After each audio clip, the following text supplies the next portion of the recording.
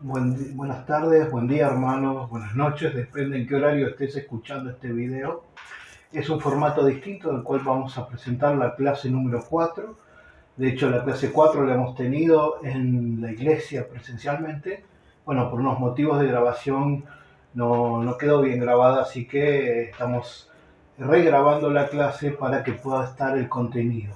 Lo que vamos a ver hoy es la cuarta clase que corresponde a Colosenses capítulo 1 del 18 al 29, por lo tanto la idea es cerrar con el capítulo 1 de Colosenses, ¿no?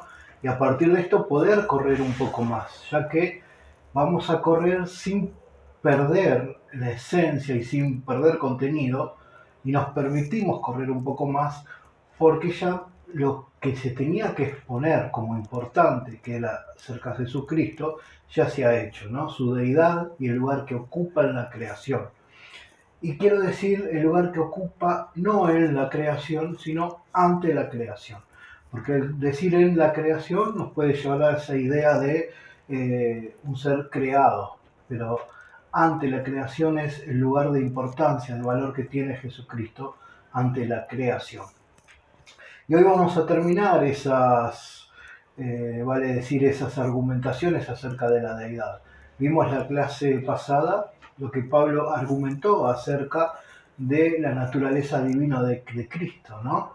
Al exponernos que era igual al Padre y dándole lugar de importancia ante todo. Ahora nos va a argumentar acerca de su naturaleza humana, lo cual nosotros podemos identificarnos con Él por medio de la fe y el perdón, y así sí poder ser redimidos delante de Él. Y nos vamos a apoyar otra vez con otro versículo de otro, de otro libro de la Biblia. Eso es lo bueno que tiene la Biblia, ¿no? Que es congruente, que no se niega a sí mismo, sino que ciertos pasajes nos dan luz sobre otros. Es lo que se llama la teología bíblica, ¿no? Y cómo debemos estudiar la Biblia a la luz de la revelación de la Biblia misma. Podemos leer en Hebreo 2 que nos dice: por lo cual debía ser semejante a sus hermanos, para venir a ser misericordioso y fiel sumo sacerdote en lo que a Dios se refiere, para expiar los pecados del pueblo. Pues en cuanto él mismo padeció siendo tentado, es poderoso para socorrer a los que son tentados. Según este pasaje, era necesario que Dios, la segunda persona de la deidad, venga para ser partícipe de nuestra naturaleza, venga en forma de hombre, sea humane, para ser el sustituto de nuestra cruz. Que mismo el Señor diga: yo voy, yo soy el que voy a estar allí. ¿Mm? ¿Y por qué ahora va a hablar un poco del cuerpo físico, Pablo? Bueno, porque antes vimos herejías que negaban y atacaban la deidad del Señor. Ahora lo que serán son herejías que van a atacar su naturaleza física, justamente, ¿no? Su encarnación y su humanidad, que es sumamente importante para nuestra salvación, y eso no la podemos negar. Ya que vamos a ver un poco el tema de los gnósticos, que en las clases 5 se va a adelantar mucho más y se va a exponer más la idea del gnosticismo, pero ellos tenían una creencia acerca de la materia física que no era buena, no era perfecta, y este era un pensamiento, perdón, que estaba en la mentalidad del mundo griego, ¿no? Era una mentalidad que corría por esa sociedad. ¿Se acuerdan que yo en otras clases les hablé acerca de Platón, el filósofo? Bueno, no es que vamos a ver filosofía, pero es importante entender ciertos conceptos para entender esa sociedad y así poder hoy en día, por ejemplo, conocer los pensamientos que se mueven en nuestro mundo ya postmoderno, según ciertos autores, para conocer qué es lo que pasa, qué se cree, cómo se cree, y poder evitar ciertos errores a partir de esos, ¿no? Volviendo a Platón, él en su filosofía, en su pensamiento, de forma reducida, resumida, perdón, es que en el mundo era un mundo dual, en el cual separaba el mundo físico de un mundo llamado el mundo de las ideas. En el mundo físico material teníamos acá, por ejemplo, un mate. Un mate como ustedes los pueden estar viendo. Yo tengo un mate, mi vecino tiene otro mate, de hecho en casa hay como 5 o 6 mates, y hay un sinfín de mates en este plano físico. Pero existe un mundo se llama el mundo de las ideas, en el cual el mate, existe la idea del mate. Suena un poco absurda esta filosofía, en realidad es más compleja, pero es absurda en sí.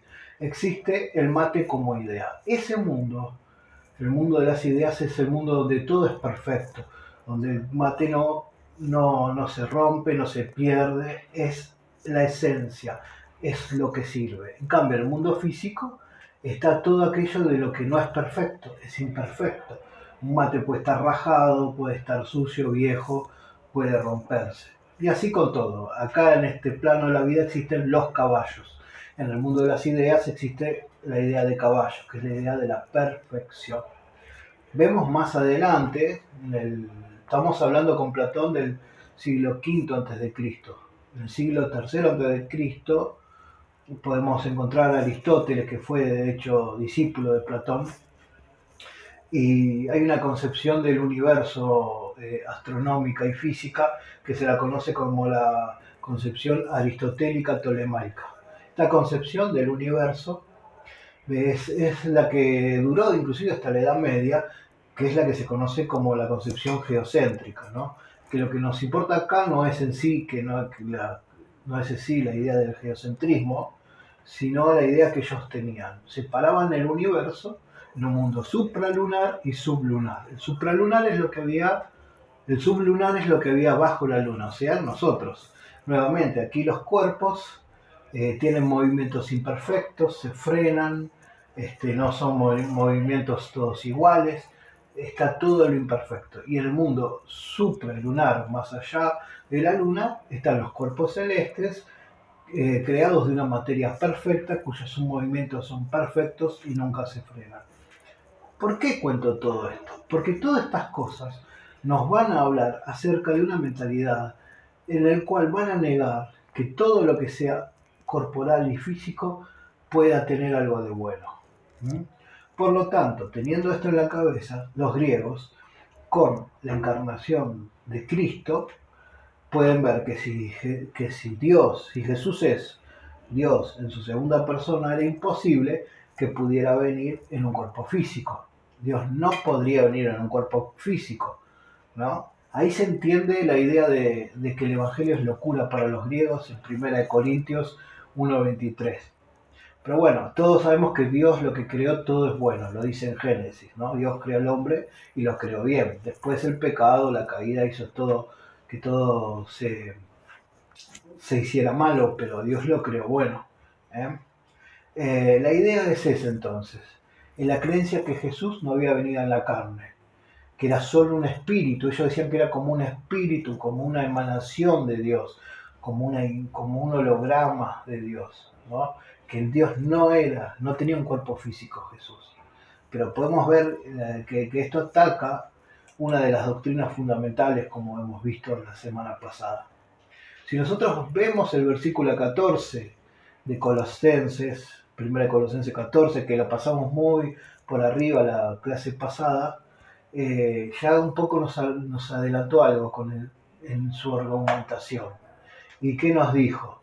Nos dice el versículo 14, en quien tenemos redención por su sangre, el perdón de pecados.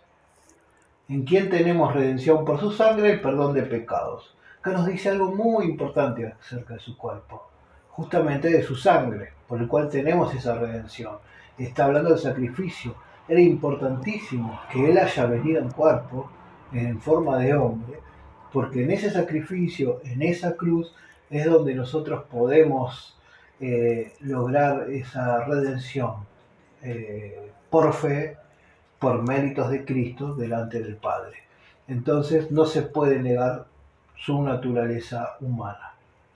Vamos a ver, ahora nos vamos a meter en Colosense y vamos a ver el versículo 18 de Colosense. Voy abriendo la Biblia, les pido disculpas que este formato me cuesta un poquito adaptarme. Vamos a ver, voy a leer. estamos, Colosenses 1:18. Él es también la cabeza del cuerpo, que es la iglesia.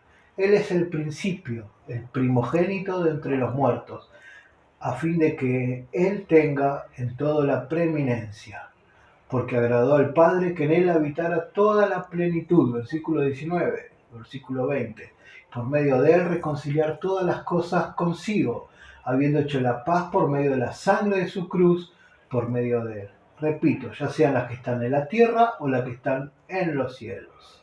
Esta es una versión de la nueva Biblia de las Américas. Pueden ver el versículo 20 que dice, la segunda parte, habiendo hecho la paz por medio de la sangre de su cruz. Nuevamente, el argumento acerca del cuerpo físico de Cristo. En la cruz tuvo que haber un cuerpo, como lo dije hace unos minutos atrás, cuya sangre fue derramada. Pero nosotros nos vamos a centrar primero en una palabrita, que ya la habíamos estudiado en la clase pasada, y es primogénito. Y es importante, por eso lo tenemos que ver. ¿Qué dijimos la clase pasada, la clase 3, sobre lo primogénito, esta palabra? Que parece que ahora me voy a desdecir un poco, ¿no? Porque dijimos que no siempre los judíos usan la palabra primogénito como el primer nacido, porque para nosotros, en lo natural, en lo coloquial, decimos un primogénito es el primer nacido. Pero no es así aquí. Entonces, no siempre los judíos utilizaban la idea de primogénito como el primer hijo nacido, como un orden cardinal, sino que lo usaban como un orden valorativo, el primero en importancia, que es como aparece en Colosenses 1:15, ¿no? Colosenses 1:15, recordemos que nos dice, Él es la imagen del Dios invisible, el primogénito de toda creación. La idea de que Jesús es Dios, por ser la imagen, y es el primero de importancia ante toda la creación, como dijimos al principio de esta clase grabada, ¿no? La idea es que ahora sí es el primogénito en cuanto al primero en orden, en algo. Esto es tremendo, ¿no? El tema es que primogénitos para ellos también podía ser, según el contexto, el primero en importancia, el primero que iba a heredar una doble porción de la herencia, el primero que iba a heredar el liderazgo.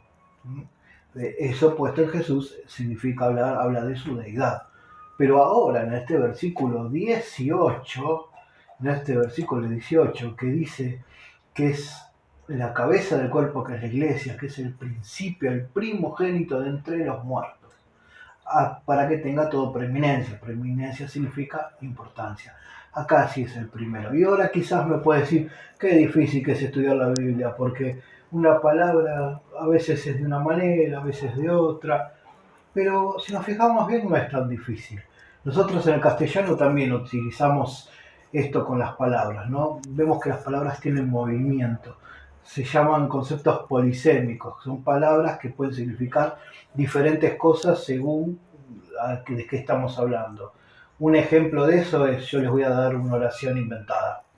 A ver, me duele la planta de los pies, porque estuve toda la mañana caminando en la planta purificadora. Encima llegué a casa, me descalcé y pisé la planta del cactus que me había regalado Gaby. Ahí estoy usando una misma palabra, planta, con diferentes significados. Planta como la parte inferior del pie, planta como una fábrica, planta purificadora, y planta como una planta, la planta de eucalipto, ¿no? Ven que no es tan difícil. Entonces, cuando estamos hablando del primero, ¿el primero qué es Jesús en cuanto a orden cardinal? Es el primero de los resucitados, podemos pensar, porque la palabra nos dice que Él es el principio, el primogénito de entre los muertos. Y por un lado sí, pero nos quedaríamos corta con esa definición, porque nosotros si vamos al Antiguo Testamento podemos ver, por ejemplo, en el Antiguo Testamento al hijo de la viuda de Sarepta, que fue resucitado por Elías, podemos ver en el Nuevo Testamento de Lázaro y también otros casos de resurrecciones dadas por el Señor. Estos también fueron resucitados. Pero la diferencia es que Jesús resucita de otra manera. Todos ellos que estuvimos nombrando recién resucitaron con su cuerpo de carne, con su cuerpo físico que tuvieron cuando nacieron. Entonces, todos aquellos que habían sido resucitados, como dijimos, volvieron a la vida con su cuerpo físico del cual habían nacido. Y después, nuevamente, murieron para nunca más resucitar hasta el tiempo que sea decidido por el Señor en la resurrección de los muertos. Pero con Jesús no fue de la misma manera. Primero tenemos que ver por qué es que Jesucristo la muerte no lo pudo retener. ¿Por qué resucitó? ¿No? Tenemos que ver primero eso. Y el tema está en la clave en el pecado. ¿Cuál es la consecuencia del pecado? La muerte. Eso nos lo dice Romanos 6:23, Génesis 2:17. Nosotros estamos expuestos a la muerte física por el tema del pecado original, fue la sentencia, ¿no? Ciertamente morirás, dice en Génesis. La muerte como separación de Dios, pero la muerte también como la sentencia del cuerpo físico. En algún momento íbamos a morir. Jesús no nació como nosotros, su nacimiento virginal lo elimina de esto, ya que no nace en pecado. Y tampoco él cometió pecado en su vida. Podemos, por ejemplo, leer segunda de Corintios 5:21, que dice: al que no conoció pecado, por nosotros lo hizo pecado, para que nosotros fuésemos hechos justicias delante de Dios en él. Jesucristo, al no pecar, la muerte no lo pudo retener. En ese sentido no podía morir como todas las personas que han muerto y que morimos hoy en día. No había alguien que pudiera reclamar el acta que diga me pertenece. No había un acta contra él. Por eso es la importancia de que sea nuestro sustituto en el juicio de Dios, porque Él es santo de por sí mismo. El tema de la sustitución lo vamos a explicar. Nosotros habíamos pecado delante de Dios, habíamos hecho un crimen que lo hemos nombrado como crimen cósmico y Dios no tenía que condenar. La cuestión es que como Dios es justo, no puede pasar por alto la condena, pero Dios también es misericordioso y es bueno. ¿Y cómo hace para ser justo y misericordioso? Bueno, poniendo toda la justicia, toda su ira santa sobre su Hijo, la segunda persona de la deidad, hecha hombre, para que así nosotros podamos ser vistos por Dios como justos delante de Él, pero no por nuestros méritos, sino por los de Dios. Ese es el tema de la sustitución. Entonces, volviendo al primogénito, ¿de qué es primogénito? Bueno, Jesús cuando resucita con un cuerpo glorificado. ¿De qué se trata de esto? Esto la verdad que es un misterio que no lo conocemos, no sabemos cómo es un cuerpo glorificado, pero sabemos que es una verdad en la palabra de Dios. Jesús fue el primero que resucitó con ese cuerpo apto para estar en su presencia, ese cuerpo que no está atado al pecado. Ese cuerpo que nosotros ahora tenemos, un cuerpo físico, moriremos, y que en el momento que el Señor nos llame a su presencia y cuando sea la resurrección de los muertos, nosotros también tendremos un cuerpo glorificado como el del Señor. Esa es una promesa. En ese caso sí es el primero en orden. Es el primero que tiene ese cuerpo glorificado, no nosotros. Y vamos a apoyarnos con unos cuantos versículos que podemos encontrar en la Biblia. Por ejemplo, vamos a buscar, a ver, un momentito, Filipenses 3, del 20 al 21, nos dice: mas nuestra ciudadanía está en los cielos, de donde también esperamos al Salvador, al Señor Jesucristo, el cual transformará el cuerpo de la humillación nuestra, para que sea semejante, ahí está, el cuerpo de gloria suya, por el poder con el cual puede también sujetar a sí mismo todas las cosas. En 2 Corintios 5, del 1 al 4, nos dice: porque sabemos que si nuestra morada terrestre, este tabernáculo, el cuerpo, se deshiciere, tenemos en Dios un edificio, una casa, no hecha de manos eternas en los cielos.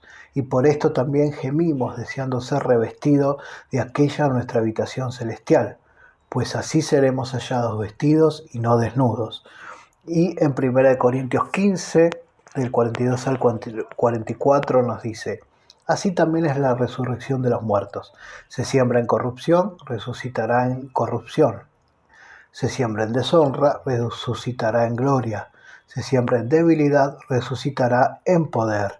Se siembra cuerpo animal, resucitará cuerpo espiritual. Hay cuerpo animal y hay cuerpo espiritual. Amén. Una hermosa promesa del cual Dios es el primero. Jesús es el primero. Entonces se entiende el porqué el primogénito de los muertos, el primer resucitado con un cuerpo glorificado. Y en esta progenitura es que heredará toda la gloria y toda la honra, ¿no? Que entonces, volviendo acerca del cuerpo físico del Señor, está dando una explicación de alguna manera del por qué no habría problema con el cuerpo físico de Jesús, que negaban los griegos, los gnósticos griegos, ya que Él tiene hoy en día, a la diestra del Padre, donde se encuentra, un cuerpo glorificado. No hay incompatibilidad con la santidad de Dios, ya que por un lado no fue un cuerpo expuesto al pecado, y por otro, su parte humana ha sido glorificada. Esta herejía ya así está resuelta. Y aquí vamos a ver un poco más en conjunto los versículos, ya que luego vamos a ir profundizando en otros capítulos. Vamos a ver del versículo 19 al 23. Del 19 al 23 vamos a leerlos de vuelta. Nos dice la palabra de Dios: porque agradó al Padre que en él habitara toda la plenitud, y por medio de él reconciliar todas las cosas consigo, habiendo hecho la paz por medio de la sangre de su cruz. Por medio de él, repito, ya sean las que están en la tierra y las que están en los cielos. Y aunque ustedes antes estaban alejados y eran de ánimo hostil, otra versión dice, éramos enemigos, ocupados en malas obras, sin embargo ahora Dios los ha reconciliado en Cristo en su cuerpo de carne. Otra vez, el cuerpo de carne. La argumentación, recuerden, de su cuerpo de carne, mediante su muerte, a fin de presentarlos santos, sin mancha, irreprensibles delante de él. Y esto él hará, en verdad si permanecen en la fe bien cimentados y constantes, sin moverse de la esperanza del evangelio que han oído, que fue proclamado a toda la creación debajo del cielo, del cual yo, Pablo, fui hecho ministro. Vamos a continuar después un poquito con eso,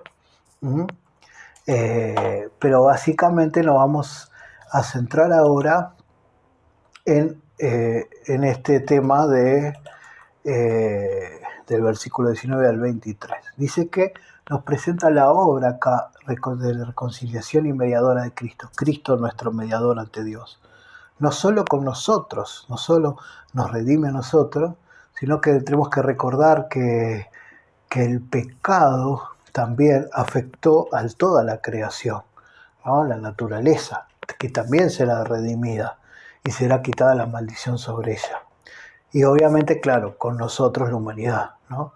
Después nos dice, lo voy a leer mejor en la versión de Reina Valera, que dice que el versículo 19, 20, 20 dice, por medio de él reconciliar consigo todas las cosas, las que están en la tierra como en los cielos, haciendo la paz mediante la sangre de su cruz. Vuelvo, 21. Y a vosotros también, y fíjense en este detalle, hermanos, en otro tiempo extraños y enemigos en vuestra mente, haciendo malas obras, ahora os reconcilió en su cuerpo de carne, nuevamente, por medio de la muerte, para presentaros santos sin mancha, irreprensible delante de él.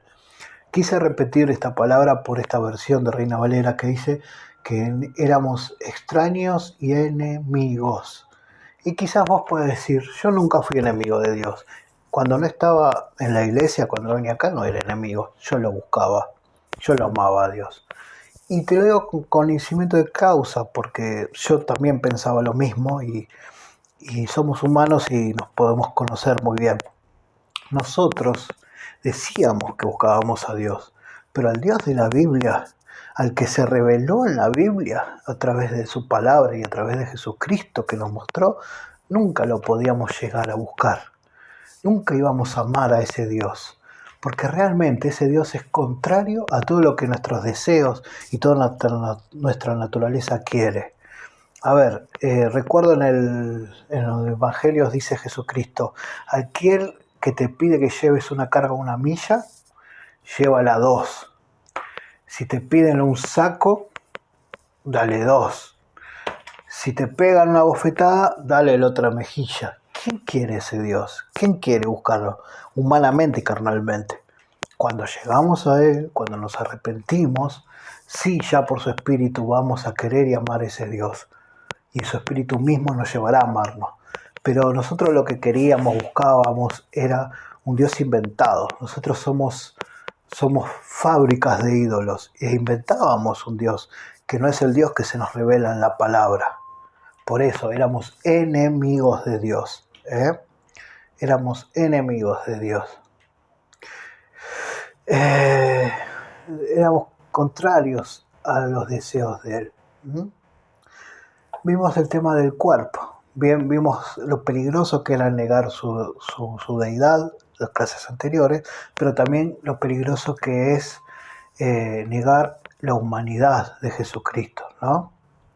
Y bueno, para poder indagar un poco más de esto, lo digo luego en la clase número 5, de hecho en la clase 5 vamos a leer el Salmo 22, pero recomiendo leer Isaías 53 y el Salmo 22, que es un salmo de David, pero que nos habla acerca de Jesucristo, su padecimiento en la cruz, y es un salmo mesiánico, ¿no? Una profecía acerca del ministerio sacrificial de Jesús y de su segunda venida. Después vamos a ver del versículo 24 al 29 para culminar este capítulo, y vamos a hablar sobre el ministerio de Pablo y un poco sobre su vida. Y vamos a leer la palabra de Dios que dice, Pablo dice, ahora me gozo en lo que padezco por vosotros y cumplo en mi carne lo que falta de las aflicciones de Cristo por su cuerpo, que es la iglesia, del cual fui hecho ministro, según la administración de Dios que me fue dada para con vosotros, para que anuncie cumplidamente la palabra de Dios, el misterio que ha sido oculto desde los siglos y edades, para que ahora ha sido manifestado a sus santos, a quienes Dios quiso dar a conocer las riquezas de la gloria de este misterio entre los gentiles, que es Cristo en vosotros, la esperanza de gloria, a quien anunciamos, amonestando a todo hombre y enseñando a todo hombre en toda sabiduría, a fin de presentar perfecto a Cristo Jesús a todo hombre, por lo cual también trabajo luchando según la potencia de Él, la cual actúa poderosamente en mí. Amén. El ministerio de Pablo, y vamos a ver un poquito más, ¿no? Para poder profundizar un poquito más acerca de Pablo, también recomiendo leer el libro de los Hechos, a partir del capítulo 9, 10 en adelante. En el 8 también se pueden ver quizás una parte de cómo era él antes de su conversión, y en las cartas suelen haber ciertas cosas que él va contando de su vida, ¿no? Entre renglones. Y bueno, también recomiendo que hay unas excelentes conferencias de César Vidal sobre Pablo, el profeta de las naciones. Son muy buenas para poder verlos, ¿no? César Vidal, un hermano cristiano que es también historiador, así que conoce bastante sobre los primeros cristianos. El apóstol nos va a hablar que en su cuerpo se cumplen las heridas de Cristo por su iglesia. Y esto nosotros podemos pensar, ¿no? Que también hay en otra carta que él habla que tiene las marcas de Cristo en su cuerpo. Quizás se nos puede venir a la cabeza, si venimos de contextos católicos, el tema de los estigmas. No sé si lo sintieron nombrar. Los estigmas son esas heridas que le salían a ciertas personas especiales, santos, que no existen en realidad, ¿no? La santidad, ya habíamos hablado, que la santidad cumplida será en su presencia. Pero estas personas especiales les salían las marcas en las manos, las marcas de espinas, del costado, heridas que tenían Jesucristo como para demostrar su santidad. Bueno, no es esto de lo que está hablando Pablo, para nada.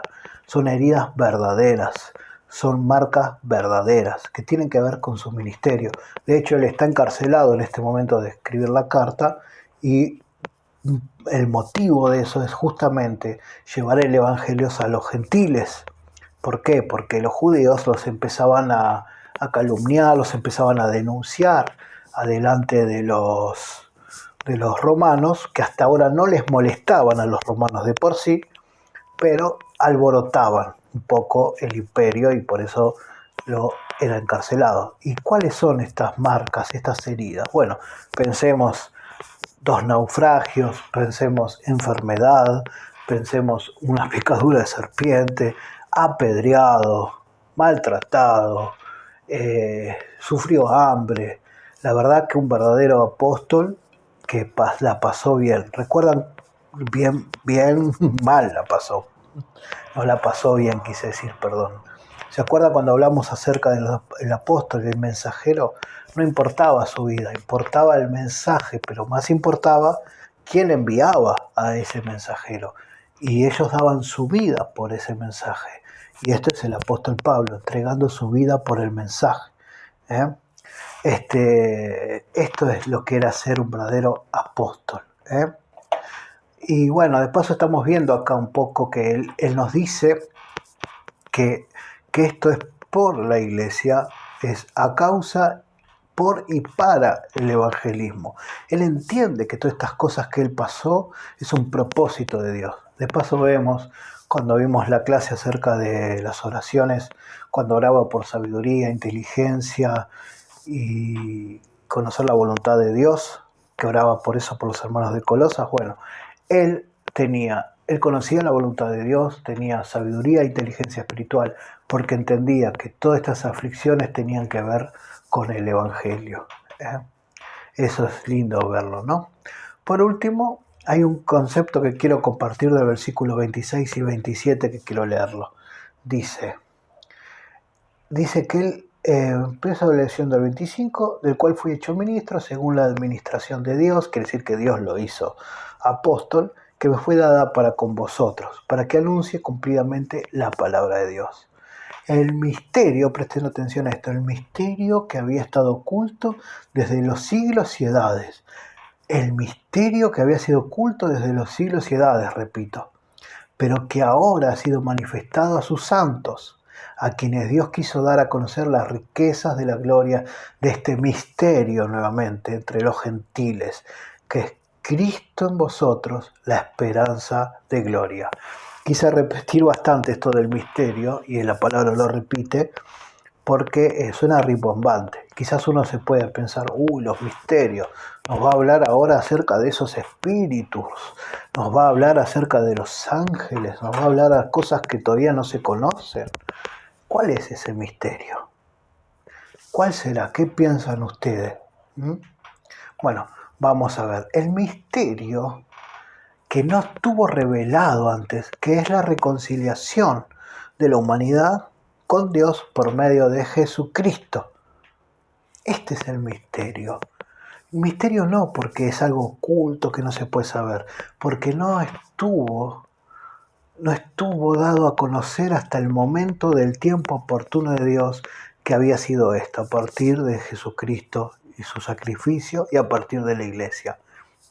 Los antiguos, los patriarcas, Moisés, los profetas, no los pudieron ver. Ellos obtenían una salvación con una fe hacia el futuro. Sabían que algo iba a pasar con un enviado de Dios, con un Mesías. Y hacían sacrificios que por medio de fe ellos sabían que alguien iba a pagar la deuda con Dios. Nosotros, en cambio, tenemos una fe hacia el pasado, ¿no? Eso se estudia en teología. Nosotros creemos que Jesús fue ese sacrificio y por medio de fe llegamos a Dios y tenemos salvación. Ambos, en el Antiguo Testamento como en el Nuevo Testamento, es por fe la salvación. Pero ellos no estaba revelado, era un misterio. Por eso dice la palabra, el misterio, dice que ha sido oculto desde los siglos y edades. Y yo creo que usa esta palabra de misterio a propósito, jugando un poco irónicamente con los gnósticos, porque los gnósticos, vamos a ver, está en la clase 5, que tenían la idea de ese conocimiento que nadie podía obtener, que solo unos elegidos, y que era algún misterio oculto. Usaba la palabra apócrifos, que significa oculto. ¿Y qué hay oculto acá? Si es el Evangelio que están anunciando en todos lados, esta reconciliación con Dios. Esto que ya había estado anunciado desde Génesis 3, el famoso proto-evangelio, ¿no? Cuando le dice que la serpiente le herirá su calcañar a la simiente de la mujer, que es Jesucristo, y que Jesucristo iba a pisar su cabeza, iba a vencer. Desde allí ya estaba anunciado, pero pensado desde antes de la fundación del mundo. Este es ese famoso misterio de la reconciliación con Dios y de hacer un pueblo, tanto de los judíos como de los gentiles, para Dios. Un pueblo elegido por gracia de parte de Dios. Así que, hermanos, bueno, espero que puedan recibir bien esta clase. Vuelvo a repetir, es una grabación, ya que la clase en vivo no se pudo grabar bien y no queríamos que nos esté faltando esta clase que nos parece bastante importante, ya que está culminando de presentar a Jesucristo. Recuerden que el tema de la carta es la centralidad de Jesucristo, por lo tanto es importante conocerlo. 100% Dios, 100% hombres, Jesucristo. Y ya con esto culminamos todo el capítulo 1. Espero que Dios los bendiga. Vamos a terminar con unas palabras de oración, ya que no empezamos orando, pero bueno, culminamos con la oración. Amado Señor y Dios nuestro, te damos gracias, Padre. Te damos gracias porque tú estás presente en todo momento, nos estás acompañando, Señor. Nos acompañaste en la iglesia cuando dimos estas clases, pero nos acompañas también en los hogares, cada uno desde su hogar, en el momento que pueda ver, Señor, estas clases. Te pedimos, Señor, que no queden en palabras vanas, sino que, Señor, sean enseñanzas que transformen, cambien vidas y que sirvan, Señor, para ayudar a aquellos que necesitan acercarte a ti, Señor, y ser reconciliado contigo, Padre. Quita toda duda, quita todo malentendido, todo cansancio nuestro al momento de hacer los estudios, Padre. Anima a cada hermano. Señor, te bendecimos, te damos toda la gloria y la alabanza a ti, en el nombre de Cristo Jesús. Amén y amén. Bueno, hermanos, cualquier duda que ustedes tengan sobre estas clases, si quieren ir anotándolas, me pueden contactar en la iglesia. Si quieren también el tema de los resúmenes están seguramente subidas a la página y me los pueden pedir también en formato físico, que lo tengo. Los animo a poder concurrir a las clases. Estamos ya culminando las próximas clases el libro de Colosenses. Dios los bendiga.